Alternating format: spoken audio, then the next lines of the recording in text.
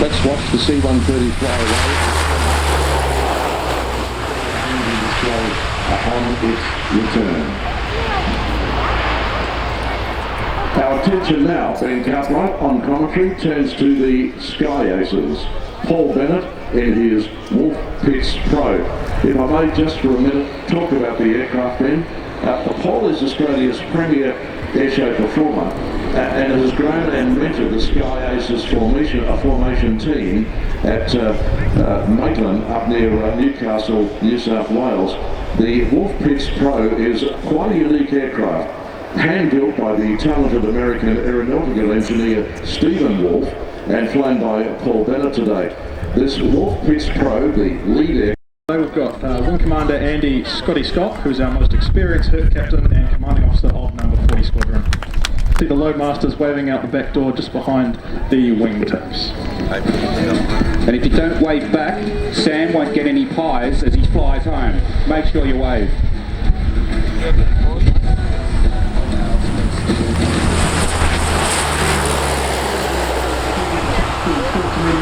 And Ryan Charles can cover a number of diverse roles, such as parachuting, airload dropping, low-level flying, and even search and rescue. Of course, the most rewarding part of flying all over the world is to support. Wing Commander Scott's now climbing out to 500 feet and repositioning for the dirty pass. The aircraft will be configured with 50% flat and will open up the cargo door, lower the cargo ramp at the back of the aircraft. As it turns away from you, you should be able to see the empty cargo compartment with the Loadmasters again waving out the back.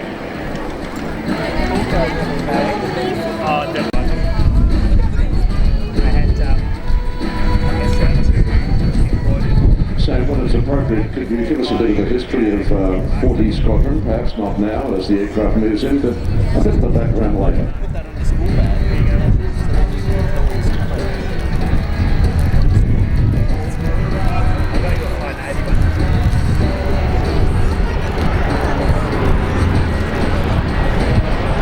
If you turn to the right, you'll see the cargo door ramp open with the Loadmasters.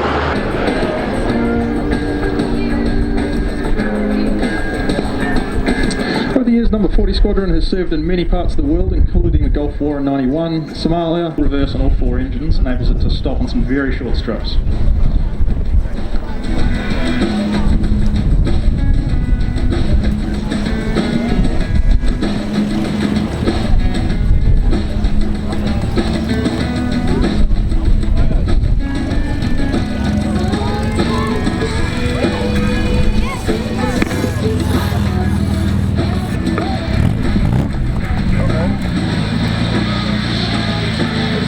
As he lands now, note how quickly you can pull up the beast that can weigh up to 155,000.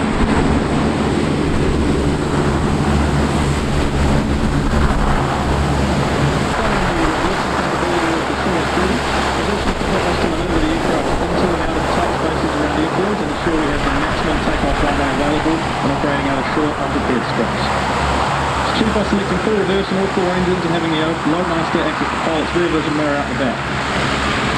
The Loadmaster you'll see out the back of the cargo door, and you might be able to see Tomo pop up the escape hatch, say hello.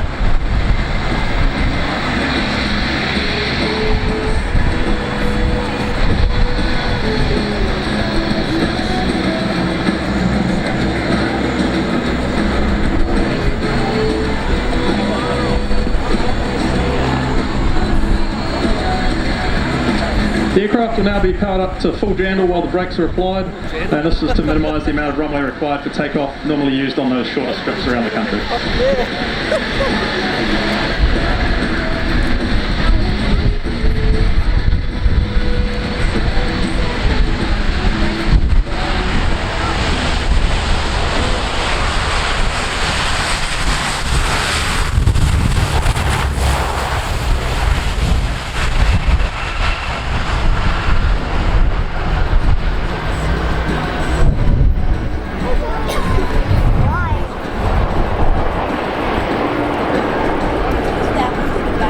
Fly, you'll see the aircraft back to 60 degrees and a turn away from us.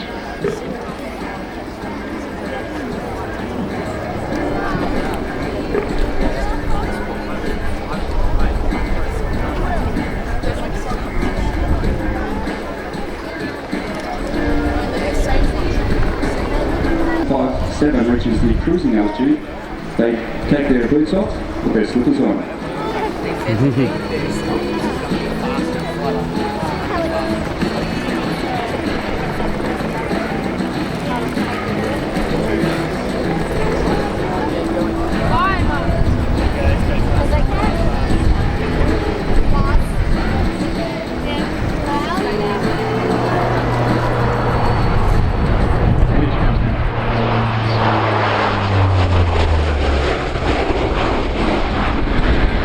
And all those back home across the ditch, we hope you've enjoyed seeing us put the old girl through her paces today. If you have any questions about the Hercules or any of the other 40 Squadron or RNZAF operations, please don't hesitate to pop over and have a talk to the crew later on today. Thank you very much. Good on you, Sam. And from 40 Squadron, welcome across the Tasman. And a photographic opportunity coming up of the Kiwi C-130 as it flies in from the west, low and hot.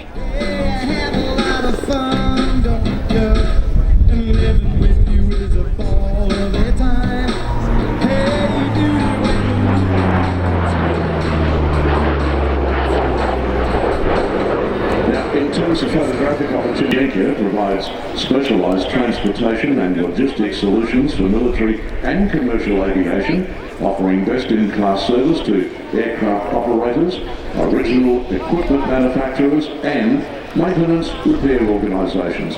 No matter how complex your logistics requirements are, DB Schenker has the ideal solution, the planned Jericho Australian Defence Force display. BAE Systems has been awarded a 4-year extension to its Navy Seahawk support contract, securing work until December 2020. Under the contract, BAE Systems will deliver Navy Seahawk helicopter preservation services and aircraft maintenance support.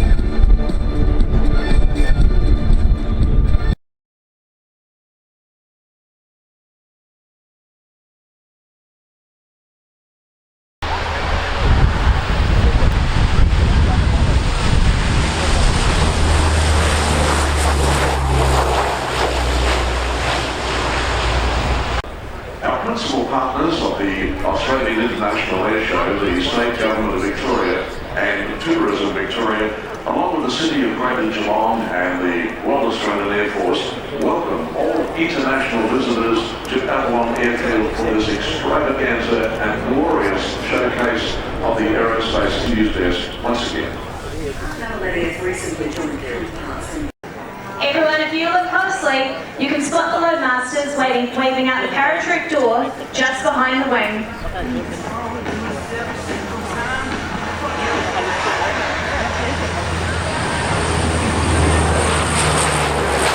Hercules, operated by number 40 Squadron, which is based out of Whanaukai Air Base in Auckland. Now to introduce our display crew, with our most experienced trade captain and commanding officer, Lieutenant Tim Jones Weekend Jones, as the co-pilot in the right-hand seat. Sergeant Gareth, Good Gary May, as the flight engineer. Flight Lieutenant Sam, the Persian Thompson, as the highly skilled navigator, with Sergeant David Dina Wood and Sergeant David. There is also a practical application for this approach. A small fire outside the airfield's perimeter until the last possible moment. This type of approach can be quite unnerving when flying for the first time, due to the very steep approach. Scotty assures me he's done this before.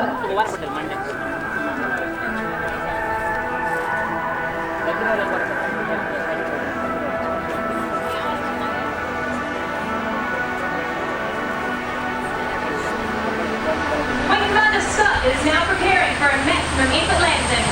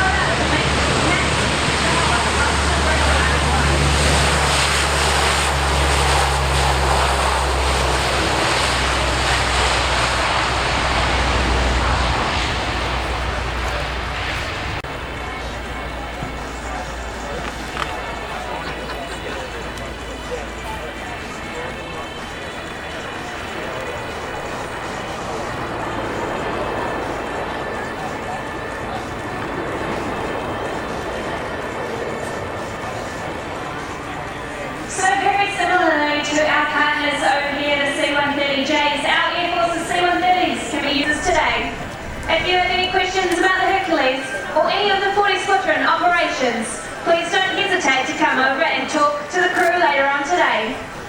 Thank you very much. My name is Flying Officer Emma Taylor, and it's over to you, Peter.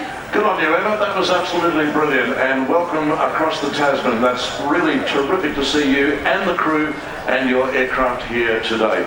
Now, the MG Car Club of Geelong play an integral part here at the Airshow to introduce the crew members of the variety of display aircraft that we have. Along the public gallery, along the fence line, when you see the MG cars, they have the pilots on board. You'll clearly be able to identify them, give them a wave as they go by. Like Emma, they get hot pies going back to New Zealand. If you don't wave to these crews, the MG cars moving along the crowd line in just the next few moments. Well, we see the New Zealand 130 Hercules, and what a marvellous display that was. In Australia, we have, of course, 8 C-17 Globemaster 3 aircraft. Okay, and with such a large aircraft, I can only assume you have a large complement of crew. How many make up the crew numbers for the C-17 Globemaster?